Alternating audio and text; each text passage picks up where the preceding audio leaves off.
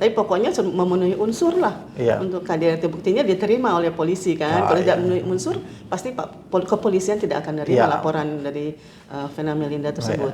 Pasal 44 ayat 2-nya ini dalam hal perbuatan kekerasan fisik itu mengakibatkan korban jatuh sakit atau luka berat itu dipidananya dengan pidana penjara 10 tahun. Banyak yang jangan sampai seperti ini dicabut laporannya kayak seperti Lesti kemarin. Dan anak saya dengar, saya baca selintas di media juga anak-anaknya pun artinya marah dengan bapak tirinya dan artinya mendukung ibunya gitu. Ya perempuan tentu beda ya dengan laki-laki ya. Ada rasa kasihan, ada rasa cinta, ada apalagi bucin gitu kan. Nah, itu dia. Bucin ya. Repot deh.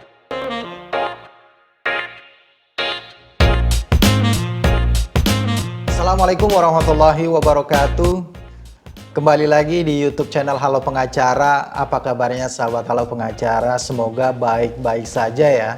Dan pada video kali ini kembali kita akan melanjutkan ulasan hukum kita terkait dengan viralnya berita dugaan adanya KDRT atau kekerasan fisik yang dialami oleh Vena Melinda yang diduga dilakukan oleh suaminya. Dan pada kesempatan kali ini saya ditemani oleh Bu Silviani Abdul Hamid, pendiri dari Halo Pengacara. Dan pada episode sebelumnya kita telah menyampaikan bagaimana tindakan atau perbuatan dari suami yang diduga melakukan kekerasan terhadap Vena Melinda ini itu memenuhi unsur tindak pidana sebagaimana diatur dalam Undang-Undang Nomor 23 Tahun 2004 tentang pencegahan kekerasan dalam rumah tangga atau PKDRT itu ya. Nah, yang Ibu lihat ini sebenarnya Ibu mengikuti nggak perkembangan dari berita Vena Melinda dan suaminya ini, Bu? Oh, masalah itu baru kemarin ya. Baru kemarin ya. Iya. Jadi belum ada perkembangan. Mana saya justru tahu perkembangannya itu maksudnya lebih detail melalui Halo Pengacara yang sebelum ini ya, episode yang sebelum ini. Iya, memang kan ini ada dugaan kekerasan fisik ya yang dialami oleh pesohor Vena Melinda yang diduga hidungnya berdarah gitu ya. Nah, kita nggak tahu nih bentuk kekerasan fisiknya apakah kemudian dipukul, ditonjok gitu atau ditendang, kan kita nggak mendapatkan informasi detailnya terkait dengan itu. Ya, tidak dijelaskan juga oleh polisi. Tapi yang kita peroleh informasi di media massa bahwa tindakan ini sudah dilaporkan ke Polda Jatim ya. Ini berarti kan tinggal menunggu ada pemanggilan tentunya dan juga pastinya sudah ada pemeriksaan terhadap Vena Melinda selaku pelapor ya, dan juga kabar terakhir sepertinya sudah ada visum terhadap Vena Melinda ya, info terakhir. Tapi pastinya kita belum mendapatkan info terkini dari Polda Jatim ya. Tapi sebelum kita lebih jauh ke sana, kita kan ini melihat apakah ini memang bentuk kekerasan ini kan kalau di dalam Undang-Undang 23 2004 itu kan selain daripada kekerasan fisik, itu kekerasan fisik itu kan ada yang lebih berat lagi sebenarnya di bawah pasalnya itu ya, bahwa untuk kekerasan yang sifatnya mengakibatkan luka berat itu bisa dipidananya lebih lama daripada lebih berat. Ini kalau dari pandangan Ibu ini sebenarnya kekerasan yang dialami Vena ini melihat dari mungkin foto ya atau video yang Ibu lihat itu seperti apa, Bu? Saya juga nggak, karena belum tahu hasil visumnya ya. Dan saya nggak lihat langsung juga kondisi beliau gimana. Ya, saya juga belum tahu tingkat beratnya tuh kondisinya seperti apa ya akibat KDRT dari suaminya. Jadi kalau lihat fotonya kan masalahnya kan itu di media ya. Kita tahu sendiri ya, media kadang-kadang belum tentu benar gitu kan fotonya. Saya nggak berani berkomentar berat atau tidak berat gitu dalam. Tapi pokoknya memenuhi unsur lah untuk KDRT, buktinya diterima oleh polisi kan. Kalau tidak memenuhi unsur, pasti kepolisian tidak akan menerima laporan dari Vena Melinda tersebut. Ya, artinya ada bukti permulaan yang cukup untuk diterima laporan itu ya. Dan mungkin juga yang terkait dengan berat atau tidak beratnya itu nanti tergantung dari hasil visum mungkin ya, Bu ya. Nanti dari hasil visum kan akan keluar tuh ini bentuk kekerasannya apa dan akibatnya apa gitu ya. Dan perlu diinformasi juga bahwa untuk detail lukanya gitu kan. Iya. Untuk informasi bahwa untuk di pasal 44 ayat 2-nya ini dalam hal perbuatan kekerasan fisik itu mengakibatkan korban jatuh sakit atau luka berat itu dipidananya dengan pidana penjara 10 tahun dan denda paling banyak 30 juta rupiah. Kalau dia kekerasan fisik biasa tidak menyebabkan jatuh sakit atau luka berat itu kan 5 tahun denda atau denda 15 juta. Kalau kekerasan yang mengakibatkan luka berat ya 10 tahun dendanya atau denda 30 ya dua-duanya 2 kali lipat ya. 5 jadi 10, 15 jadi 30 gitu ya.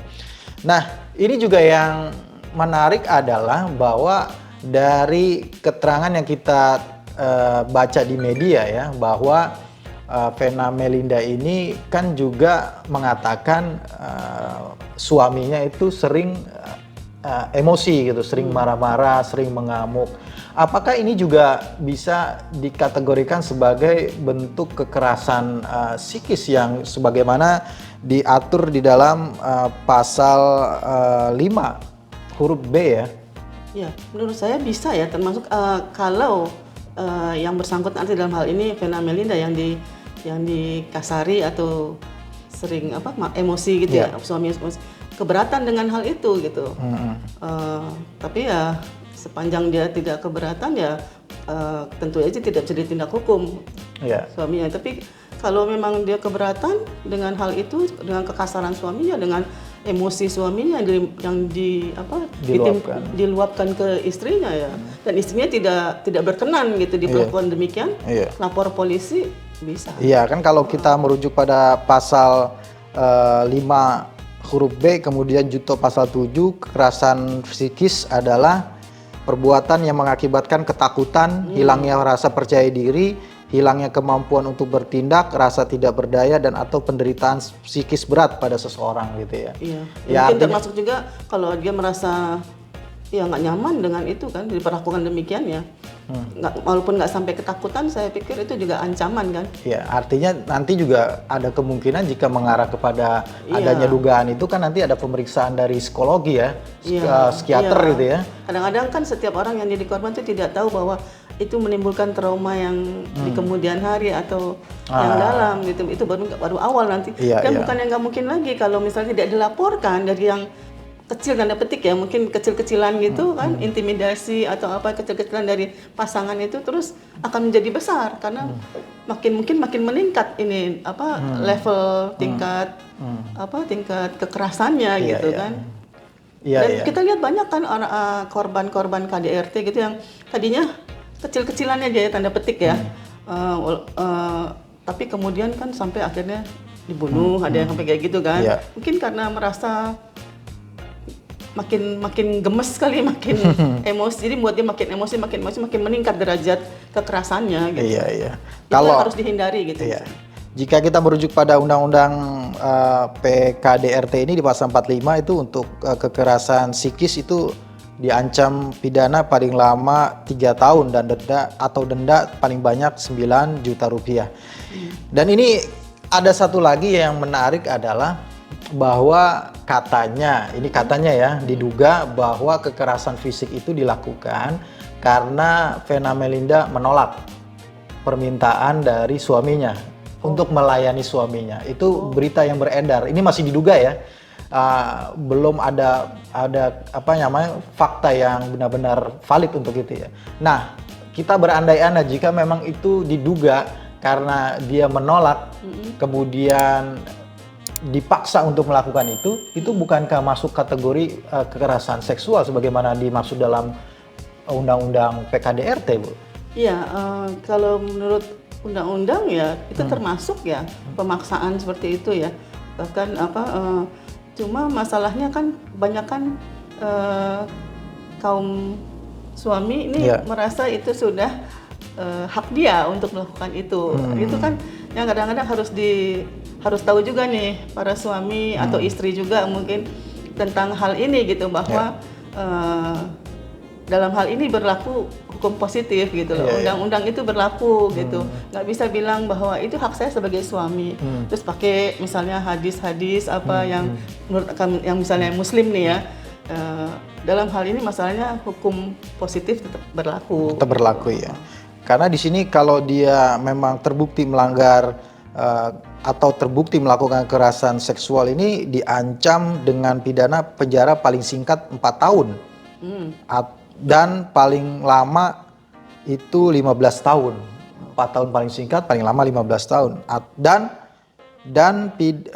Atau denda paling sedikit 12 juta rupiah atau paling banyak 300 juta rupiah. Wow, besar juga ini ya. Ini mungkin tergantung dari jenis kekerasan seksual yang dilakukan ya, tentunya ya. Ini pertanyaan terakhir Bu ya. Kira-kira diskusi kita terkait dengan ini. Kita kan pernah sebelumnya membuat podcast ya, terkait dengan tema yang sama sebenarnya, dengan kekerasan psikis gitu. Dengan contoh kasusnya adalah Lesti dan Rizky Bilar gitu ya, yang pada akhirnya dicabut gitu ya, perkaranya gitu, atau laporannya dicabut ya, cabut karena ada perdamaian gitu. Ibu melihat untuk kasusnya Vena Melinda ini ada kemungkinan ke arah sana nggak? Saya nggak bisa nebak-nebak yang akan terjadi. Saya tidak bisa menerawang seperti itu ya. Tapi kemungkinannya gitu. Ya kemungkinannya bisa aja terjadi gitu kan. Kecuali memang ada hal-hal lain yang berbeda dari ya seperti Lesti aja gitu kan. Lesti sama Bilar kemarin kan. Semua orang udah mendukung, tetap aja dia cabut laporan.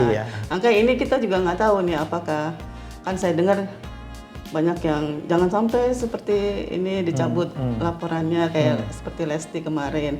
Dan saya dengar, saya baca selintas di media juga anak-anaknya pun artinya marah dengan bapak tirinya dan artinya mendukung ibunya gitu kan. Jadi apakah ya kita lihat aja nanti gitu. Gimana ini endingnya gitu, apakah disebut laporannya atau enggak, karena ya kita nggak tahu ya, kadang-kadang ya perempuan tentu beda ya dengan laki-laki ya. Ada rasa kasihan, ada rasa cinta, ada apalagi bucin gitu kan. Nah itu dia bucin ya, repot kalau bucin gitu ya. Ya karena memang kebanyakan yang cabut-cabut laporan itu kan kebanyakan yang bucin-bucin ya, saya perhatikan karena ya, kasus-kasus di kantor yang kita tahu juga kan, udah diapain, udah dihina-hina, udah gitu ya. Lawyer udah siap, ini udah masuk udah mendampingi pengadilan, cabut.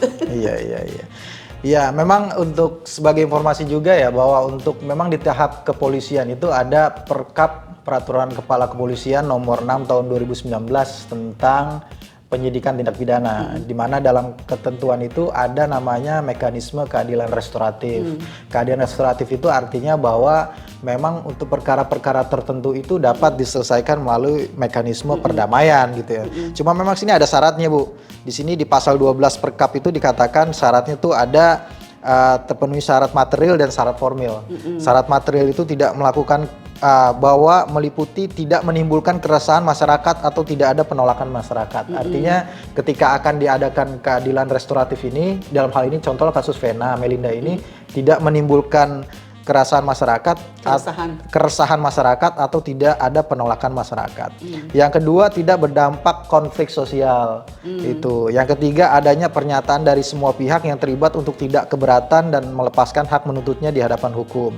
Kemudian yang keempat, prinsip pembatas. Ya, ada pada pelaku nih, yang pertama tingkat kesalahan pelaku relatif tidak berat, yakni kesalahan dalam bentuk kesengajaan. Artinya kesalahan yang dilakukan oleh pelaku itu tidak berat, kesalahan ringan lah gitu. Nah kita nggak tahu nih apakah yang dilakukan oleh suaminya ini termasuk golongan yang berat atau yang tidak gitu. Kalau berat berarti kan nggak bisa dilakukan keadilan restoratif gitu ya. Apakah nanti hasil visumnya itu dikategorikan berat atau tidak berat gitu kan? Juga itu pengaruh juga. Iya betul. Kalau saya tambahin satu lagi ya, bukan residivis ya? Iya, kalau itu bukan residivis ya. Yang kedua bukan pelaku residivis, artinya bukan yang melakukan pengulangan tindak pidana ya. Yang kedua syarat formilnya itu antara lain ya ini terkait dengan perdamaian ya, bahwa memang sudah ada perdamaian antara keduanya ya.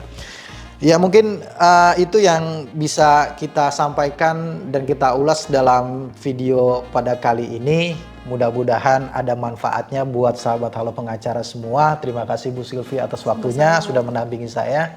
Terima kasih telah menyaksikan video ini sampai dengan selesai. Jangan lupa like, comment, share, dan juga subscribe YouTube channel Halo Pengacara. Dan jangan lupa juga nyalakan lonceng agar selalu mendapatkan update dari Halo Pengacara terkait dengan isu-isu hukum yang viral di masyarakat. Sekali lagi terima kasih. Salam Halo Pengacara. Assalamualaikum warahmatullahi wabarakatuh.